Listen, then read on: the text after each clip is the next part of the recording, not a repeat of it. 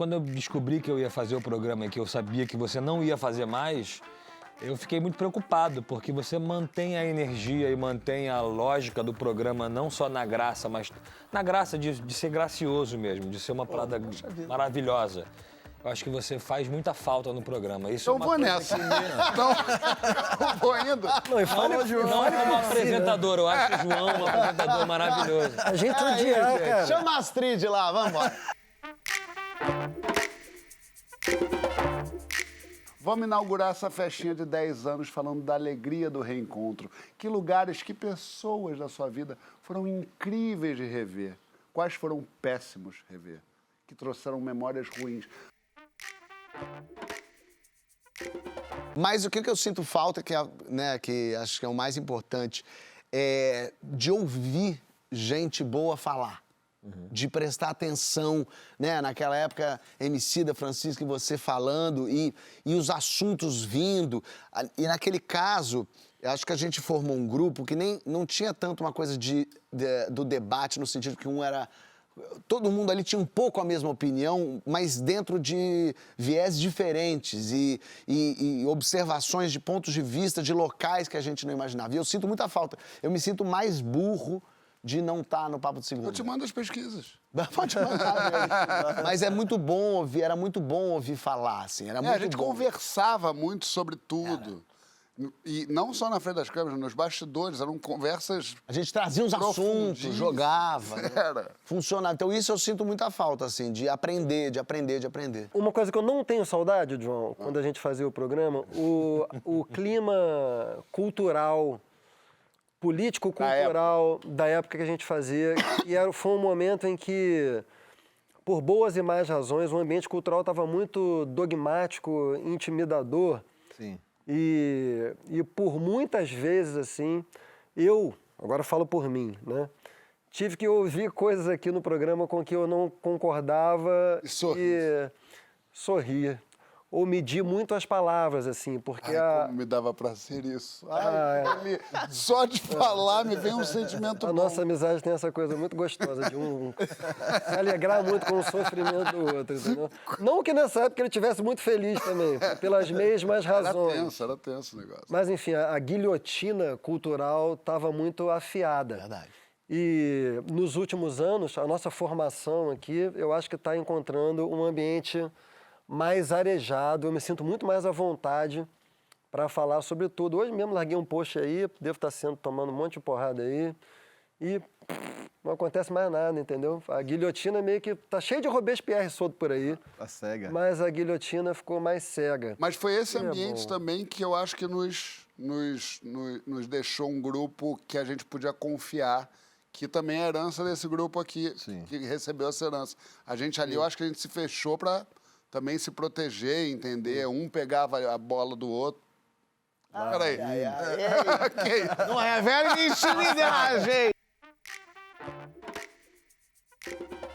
O Fábio é uma pessoa que não pensa duas vezes para mudar o que está acontecendo, mudar o presente. Eu penso 400 vezes. Mas muda sem medo. Mas mudo porque pensei. Mas você não tem medo de arrepender? Como é que você lida com o medo de se arrepender do que você decidiu muito bem pensado? Se foi bem pensado, mesmo que dê errado, foi bem pensado. Eu acho que... E eu levo isso para minha vida pessoal, inclusive, para decisões minhas, de coração.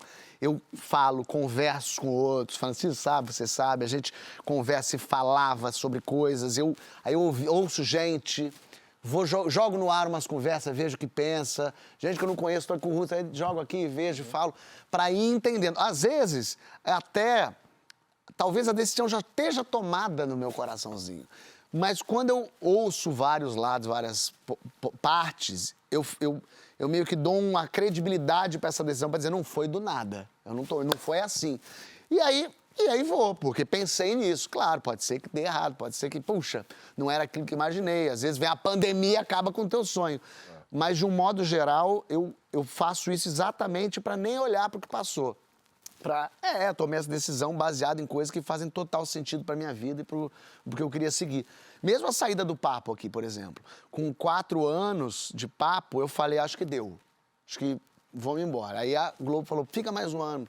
que pra gente vai ser importante e tal. Eu falei, tá bom, porque não é que era custoso, imagina, era uma delícia mesmo.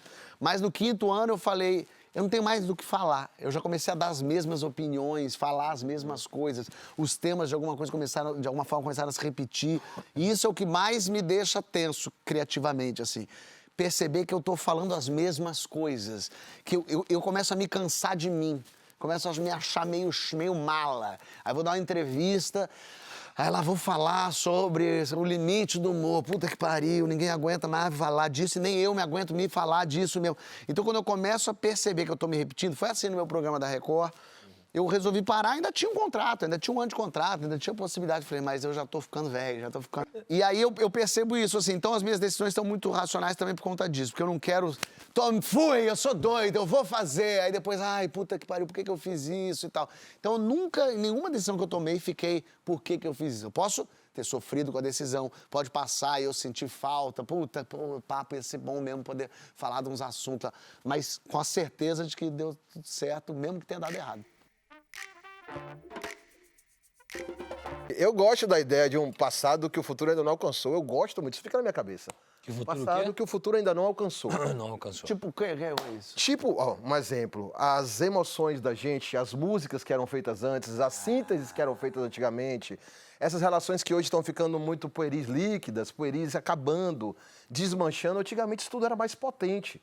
Não estou falando da tecnologia, de você pegar um Bluetooth ou você pegar um drone, se bem que a gente pode duvidar dessas coisas todas também, mas eu me apego a isso, eu me apego à forma das tecnologias humanas que a gente se utiliza.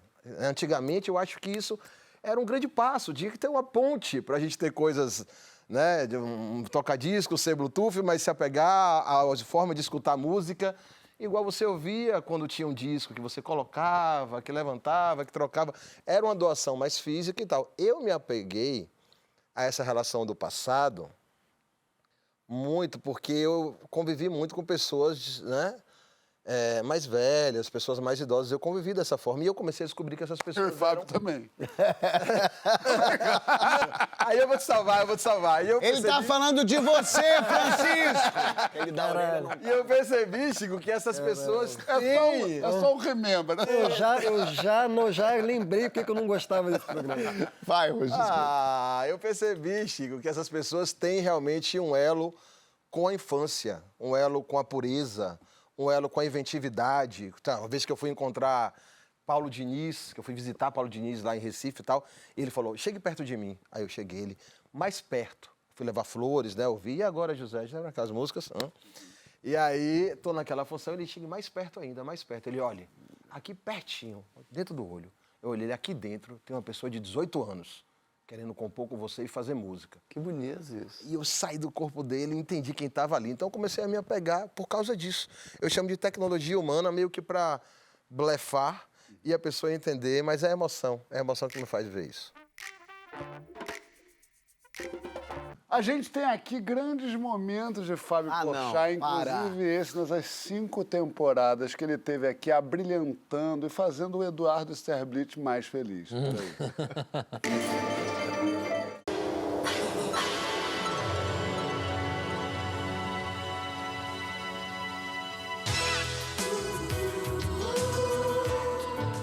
Fábio Porchat.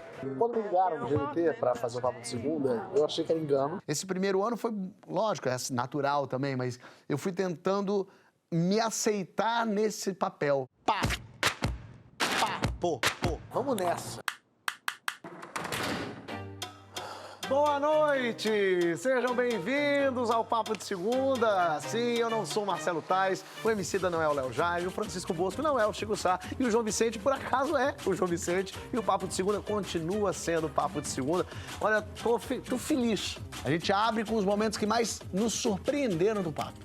Jab direto cruzado. Jab direto cruzado, beijo. Não quero elogios, não. Não, Você também tá desesperado de Housewives. É, você tá meio Housewives.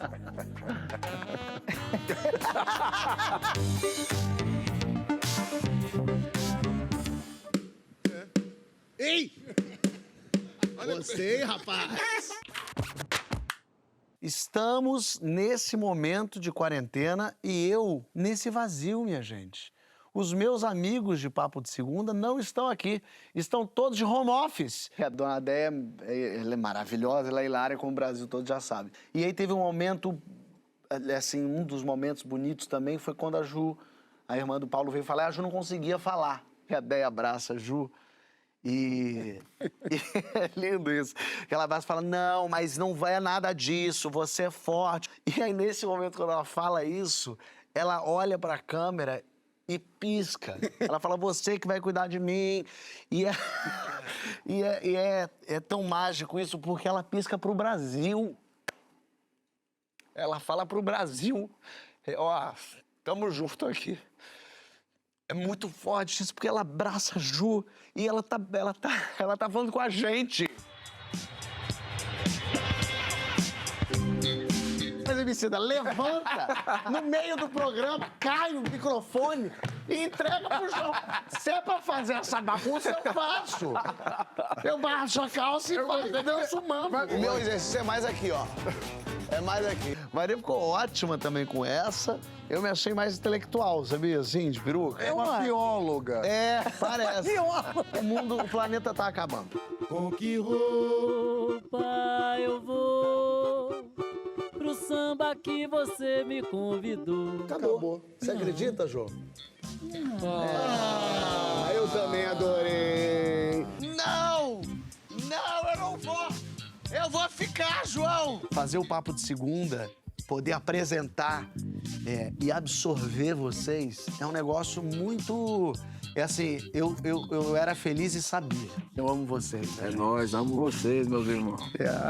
Um beijo pra todo mundo. Valeu.